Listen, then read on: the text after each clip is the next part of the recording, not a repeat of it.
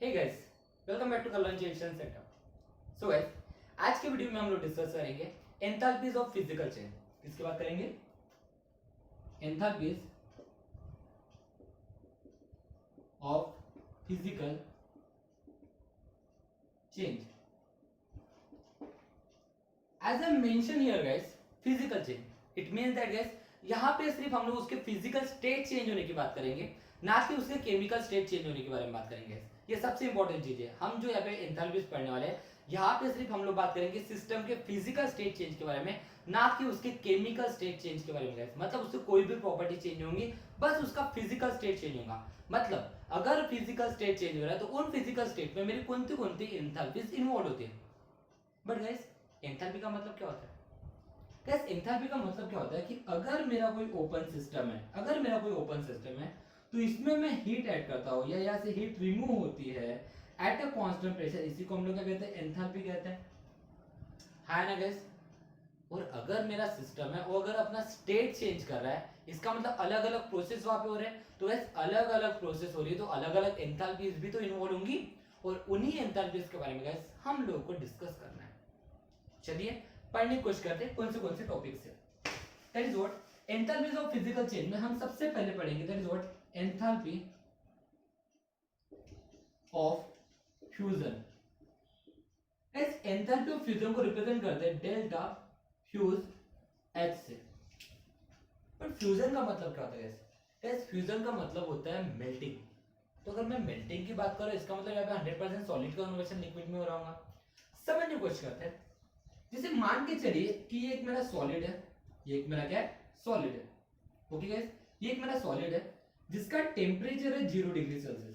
जिसका टेम्परेचर क्या है? 0 डिग्री सेल्सियस। ये एक मेरा सॉलिड है जिसका टेम्परेचर है 0 डिग्री सेल्सियस। ओके, इस सॉलिड को मैंने 50 kilo joule heat energy provide किया। इस सॉलिड को मैंने 50 kilo joule heat energy provide किया। जैसे ही मैं इस सॉलिड को 50 kilo joule heat energy provide किया, ये क्या हो गया? मेल्ट हो गया और ये लिक्विड में कन्वर्ट हो गया। क्या में कन्वर्ट हो गया? लिक्विड में। तो यहाँ पे सॉलिड कन्वर्जन अगर लिक्विड में हुआ, इसका मतलब यहाँ पे फ्यूजन हुआ है ना गाइस। तो यहाँ पे हुआ क्या है एक्चुअली? गाइस, यहाँ पे सॉलिड था, सॉलिड को मैंने 50 kilo joule heat energy provide किया, तो उसने उस हीट एनर्जी को एब्सॉर्ब किया, लेकिन स्टोर करके रखा क्या गाइस? नहीं। इस सॉलिड ने इस 50 किलो जूल हीट एनर्जी को एब्सॉर्ब किया, लेकिन उसने खुद वर्क डन किया, तभी तो सॉलिड कन्वर्जन लिक्विड में हुआ ना। सॉलिड कन्वर्जन अगर लिक्विड में हो, इसका मतलब सिस्टम ने वर्क डन किया है। इसका मतलब यहाँ पे एक्सपांशन हुआ है, यहाँ पे क्या हुआ है? एक्सपांशन हुआ है। इसका मतलब सॉलिड ने हीट एब्सॉर्ब तो किया, लेकिन उसने वर्क डन भी किया। इसका मतलब मैं बोल सकता हूं that is what Q is equal to minus W। That is what heat absorb by system and doing work और उसने वर्क कर लिया। तो मुझे बताइए, इस सिस्टम में हीट एनर्जी एब्सॉर्ब किया और वर्क डन कर लिया, तो मुझे बताइए ये जो लिक्विड मिला है इसका टेम्परेचर क्या होगा? 0 डिग्री सेल्सियस होगा। 0 से ज्यादा होगा या 0 से कम होगा? बिल्कुल भी मत सोचना कि इसका टेम्परेचर 0 डिग्री से ज्यादा होगा। क्यों?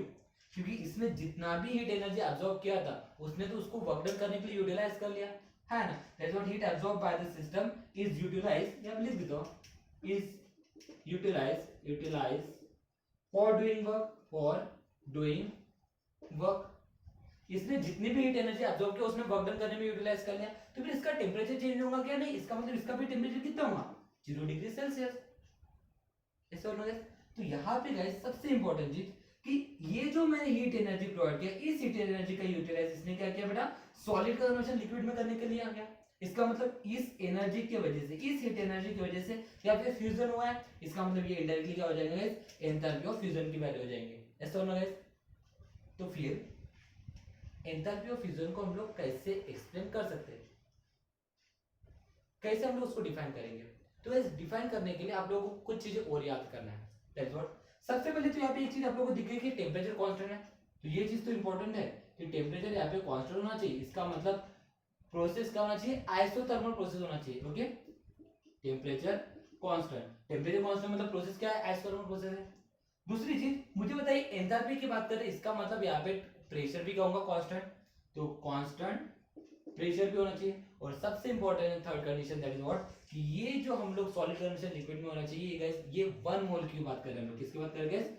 1 मोल, मतलब 1 मोल ऑफ सॉलिड को लिक्विड में कन्वर्ट करने के लिए, 1 मोल ऑफ सॉलिड को लिक्विड में कन्वर्ट करने के लिए एट अ कांस्टेंट टेम्परेचर और एट कांस्टेंट प्रेशर, जो हीट एनर्जी वो यूज करेगा या जो हीट एनर्जी वो एब्सॉर्ब करेगा, उस हीट एनर्जी को हम लोग क्या कहेंगे? That is what? Enthalpy of fusion. That is what, मैं इसको डिफाइन इस तरह से कर सकता हूं, that is the heat energy, the amount of heat energy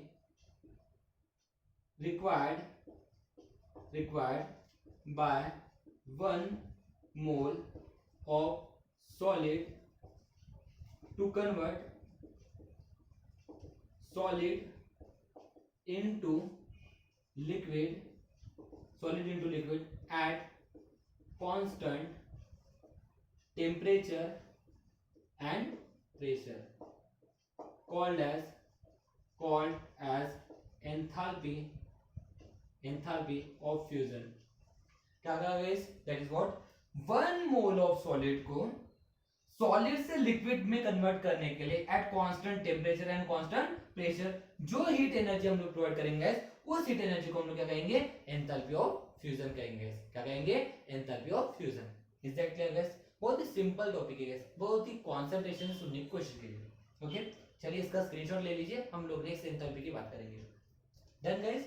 okay सही गाइस, यहाँ पे नेक्स्ट है हमारा that is what, enthalpy of vaporization. क्या गाइस? Enthalpy of vaporization. अब एंथैल्पी ऑफ वेपराइजेशन को किससे कहते हैं? देखिए नाम में ही छुपा है वेपराइजेशन। वेपराइजेशन का मतलब क्या होगा गाइस? कि वेपर्स फॉर्म में कन्वर्ट होना चाहिए, है ना, मतलब गैसेस फॉर्म में कन्वर्ट होना चाहिए। एंथैल्पी ऑफ वेपराइजेशन गाइस, इसको रिप्रेजेंट करते हैं डेल्टा वेप एस से। ओके, इसको समझने के लिए हम लोग थोड़ा सा डीपली समझने की कोशिश करते हैं। मान के चलिए कि अगर ये एक मेरा सॉलिड है, इसका टेम्परेचर है 0 डिग्री सेल्सियस, इसमें मैंने 50 kilo joule heat energy provide किया, तो ये क्या हो गया गाइस? ये हमारा लिक्विड में कन्वर्ट हो गया। ये क्या में कन्वर्ट हो गया? लिक्विड में। तो ये क्या हो गया? हमारा फ्यूजन हुआ है ना? तो मुझे बताइए इसका टेम्परेचर कितना है? 0 डिग्री सेल्सियस, है ना, मतलब जितनी भी हीट एनर्जी इसने यूज किया था उसने उसको वर्क डन में यूटिलाइज कर लिया, है ना। अब गाइस मुझे बताइए लिक्विड वेपर में कन्वर्ट कब होगा? 0 डिग्री सेल्सियस पे?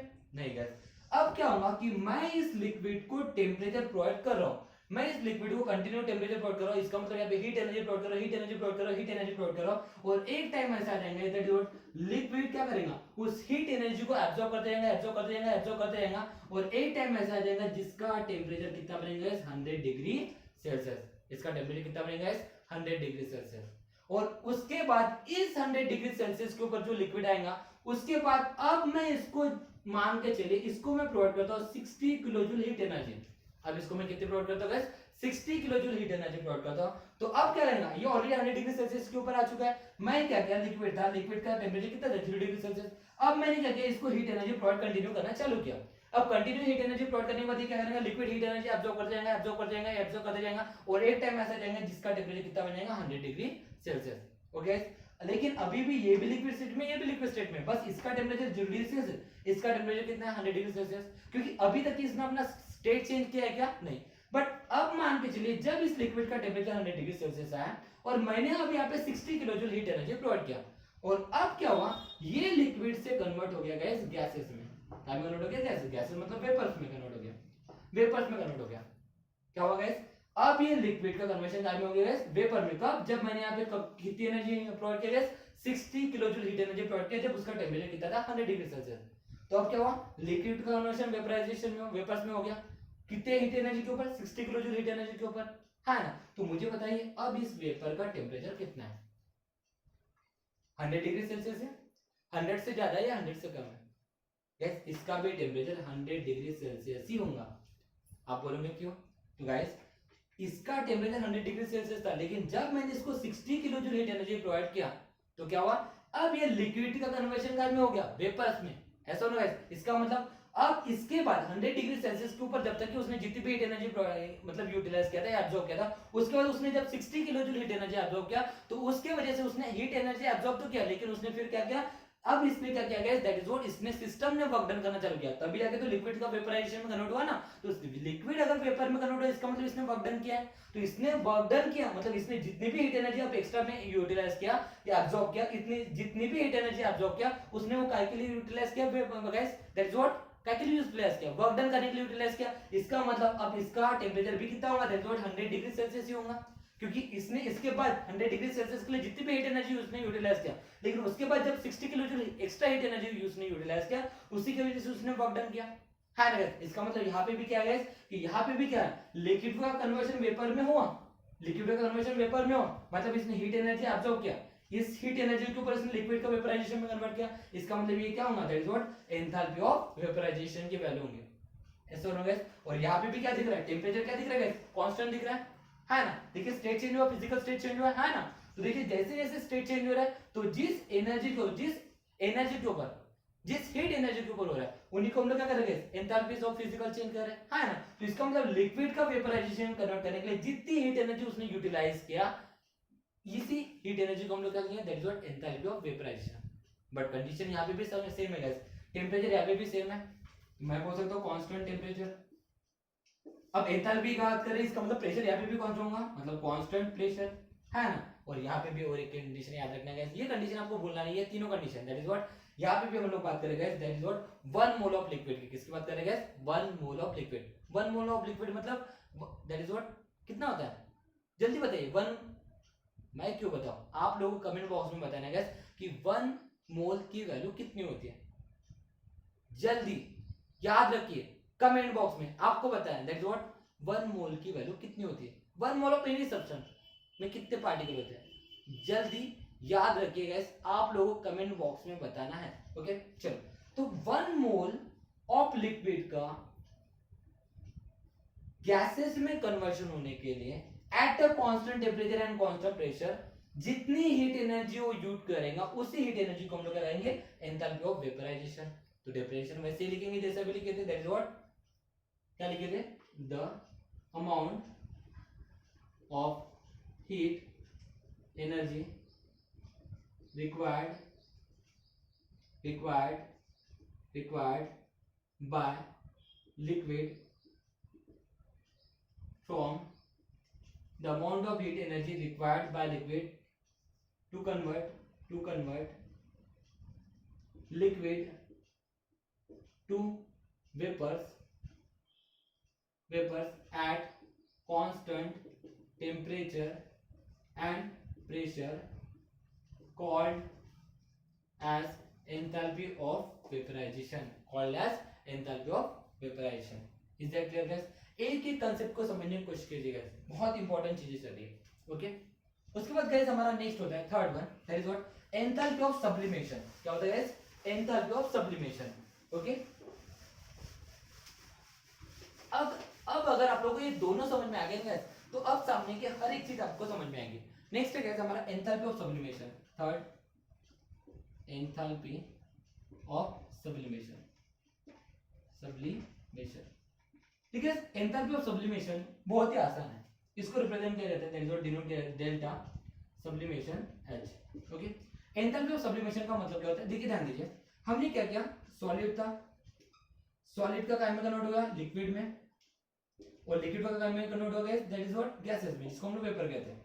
तो सॉलिड टू लिक्विड कन्वर्ट होने के लिए जो एंथैल्पी यूज है उसको हम लोग क्या कहते हैं, एंथैल्पी ऑफ फ्यूजन कहते हैं। क्या कहते हैं, एंथैल्पी ऑफ फ्यूजन कहते हैं। लिक्विड की कन्वर्जन गैसेस में करने के लिए, वेपर के लिए जो एंथैल्पी यूज की उसको हम लोग क्या कहते हैं, एंथैल्पी ऑफ वेपराइजेशन कहते हैं, है ना गाइस। भाई एंथैल्पी ऑफ सब्लिमेशन क्या होता है गाइस, एंथैल्पी ऑफ सब्लिमेशन का मतलब क्या होता है, दैट इज व्हाट वही कंडीशन, बट यहाँ पे ऐसा है कि सॉलिड का डायरेक्टली कन्वर्ट लिक्विड में करने के लिए, सॉलिड का directly convert liquid, sorry solid का डायरेक्टली कन्वर्ट गैसेस में करने के लिए या वेपर में कन्वर्ट करने के लिए जो हीट एनर्जी हम लोग यूज करते हैं उसको हम लोग कहते हैं that is what enthalpy of sublimation. Direct solid to directly gases, solid का डायरेक्ट गैसेस में कन्वर्ट करने के लिए जो हीट एनर्जी वहां पे यूज होंगी, बट कंडीशन वही at constant temperature, at constant pressure, और कितना guys 1 mole of solid. Is that clear guys, बहुत ही सिंपल था, डेफिनेशन हम खुद लिख सकते हैं, that is what the amount of heat energy required by 1 mole of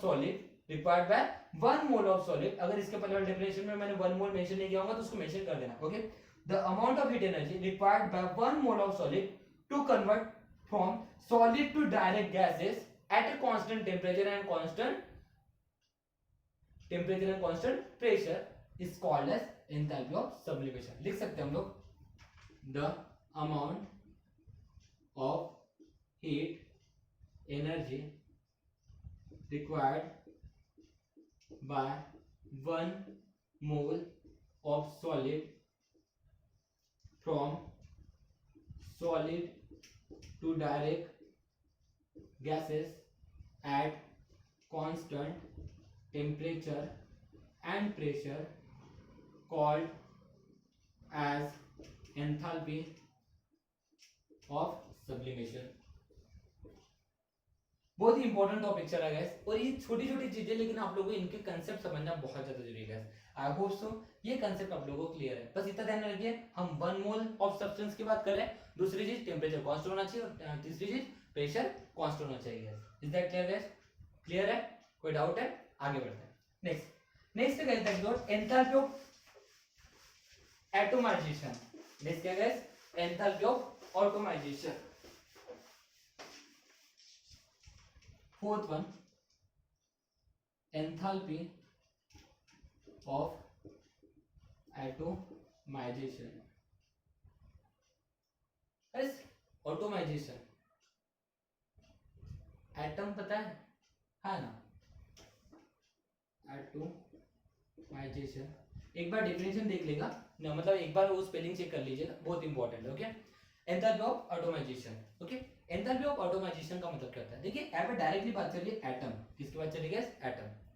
मतलब क्या है कि मान के चलिए मेरे पास कोई मॉलिक्यूल है, जैसे मान के लिए हाइड्रोजन मॉलिक्यूल है. ओके, तो हाइड्रोजन मॉलिक्यूल, इसका मतलब यहाँ पे हाइड्रोजन के साथ जुड़ा हुआ है. हाँ, अगर मान के चलिए मैं यहाँ पे हीट एनर्जी प्रोवाइड करता हूँ और जिस हीट एनर्जी के ऊपर ये मेरा हाइड्रोजन के बीच का बॉन्ड टूटता है, तो ये क्या में हो जाएगा? That is what, hydrogen plus hydrogen में कन्वर्ट हो जाएगा. तो यही हमारा क्या है? एटम है ना गाइस? तो क्या किया मैंने कि जितने हीट एनर्जी के ऊपर 1 मोल ऑफ मॉलिक्यूल ये मॉलिक्यूल से एटम में कन्वर्ट होता है at constant temperature and pressure. उस हीट एनर्जी को हम लोग क्या कहेंगे? That is what, enthalpy of automisation. Enthalpy of automisation same है गाइस, बस ध्यान में रखना है तीन चीजें. एक 1 मोल constant temperature and constant pressure, मतलब जितनी अमाउंट ऑफ हीट एनर्जी ये मॉलिक्यूल से एटम बनने के लिए लगेंगी, उसी हीट ऑफ एनर्जी को बस at constant temperature and constant pressure, उसको हम लोग क्या कहेंगे? Enthalpy of automisation. डेफिनेशन में यहाँ पे गाइस, यहाँ पे स्पेलिंग एक बार चेक कर लीजिएगा. स्पेलिंग के ऊपर मत जाइए, कंसेप्ट के ऊपर जाइएगा. कंसेप्ट समझने की कोशिश कीजिए. Is that clear guys? Done. Next होता है दैट इज व्हाट हमारा fifth one, enthalpy of ionization. Next क्या होता है गाइस? Enthalpy of ionisation. मेरे ख्याल से फिफ्थ है एंथैल्पी ऑफ आयोनाइजेशन. देखिए बात चल रही है पे आयंस की. किसकी बात चल रही है? आयंस की. अब मैं एंथैल्पी ऑफ आयोनाइजेशन की अगर मैं बात करता हूं तो एंथैल्पी ऑफ आयोनाइजेशन में क्या होगा? ये चीज बहुत ही अच्छे से ध्यान दीजिए, समझने की कोशिश कीजिए. जैसे मान के चलिए ये एक मेरा मेटल है, ये सॉलिड स्टेट में है. ये एक मेरा मेटल है, ये सॉलिड स्टेट में. ओके गाइस, अब मैंने हीट एनर्जी प्रोवाइड किया इसको और ये मेटल हमारा लिक्विड स्टेट में आ गया. ये मेटल क्या में आ गया? लिक्विड स्टेट में आ गया. मैंने इसको हीट एनर्जी और प्रोवाइड कर दिया और ये मेरा मेटल, ये हमारा गैस स्टेट में आ गया. क्या में आ गया? गैस स्टेट में आ गया. अब कंडीशन ऐसी है कि हम बात करें एंथैल्पी ऑफ आयनाइजेशन की. एंथैल्पी ऑफ आयनाइजेशन की जिस हीट एनर्जी के ऊपर ये जो मेरा मेटेलिक कंपाउंड है इन गैसेस फॉर्म, ये जो मेरा मेटल है इन गैसेस फॉर्म, ये इलेक्ट्रॉन छोड़ देता है या इलेक्ट्रॉन एक्सेप्ट करता है. अब बात ऐसी कि मेटल है तो इलेक्ट्रॉन एक्सेप्ट तो करेगा नहीं, मतलब इलेक्ट्रॉन लॉस करेगा. जिस हीट एनर्जी के ऊपर ये मेरा मेटल इलेक्ट्रॉन लॉस करेगा, भाई इलेक्ट्रॉन लॉस करेगा तभी तो आयन में कन्वर्ट होगा ना. That is what M positive plus electron negative है ना. तो जिस हीट एनर्जी के ऊपर ये गैसेस मेटल, जिस हीट एनर्जी के ऊपर ये गैसेस मेटल, लेकिन कितना मोल, 1 मोल, कितना मोल, 1 मोल, जिस हीट एनर्जी के ऊपर the amount of heat energy required by 1 mole of metallic gas, gaseous metal is lost its electron at a constant temperature and constant pressure is called as enthalpy of ionization gas. Condition ध्यान में रखिए, मैं solid से ion की बात नहीं कर रहा हूं, मैं बात कर रहा हूं गैसेस से आयन की, क्योंकि बात ऐसी है कि मेटल है, अगर वो सॉलिड स्टेट में तो पहले लिक्विड में जाएगा, लिक्विड है तो गैसेस में जाएगा, गैसेस में बनने के बाद वो इलेक्ट्रॉन लॉस करेंगे, गैसेस में बनने के बाद इलेक्ट्रॉन लॉस करेंगे, इसका मतलब कंडीशन में हम लोग ये मेंशन करेंगे कि that is 1 mole of metal जब गैसेस फॉर्म में रहेगा और वो अपना इलेक्ट्रॉन अगर लॉस करेंगे तो उसको इलेक्ट्रॉन लॉस करने के लिए जितनी एनर्जी की जरूरत पड़ेगी at constant temperature and constant pressure, उसी को हम क्या कहेंगे, एंथैल्पी ऑफ आयनाइजेशन। क्या कहेंगे गाइस, एंथैल्पी ऑफ आयनाइजेशन। बहुत ही इंपॉर्टेंट, बहुत ही सिंपल से टॉपिक है गाइस, बस कंसेप्चुअली उसको समझने की कोशिश कीजिए, आसानी से वो चीज सब समझ जाएंगे। ओके गाइस, तो चलिए नेक्स्ट वीडियो में इससे एक छोटा सा इंपॉर्टेंट टॉपिक हम लोगों ने छोड़ दिया, वो हम लोग बाद में नेक्स्ट वीडियो में कंटिन्यू करेंगे। तो तब तक के लिए लेते हैं अलविदा। Thank you so much guys, have a nice day.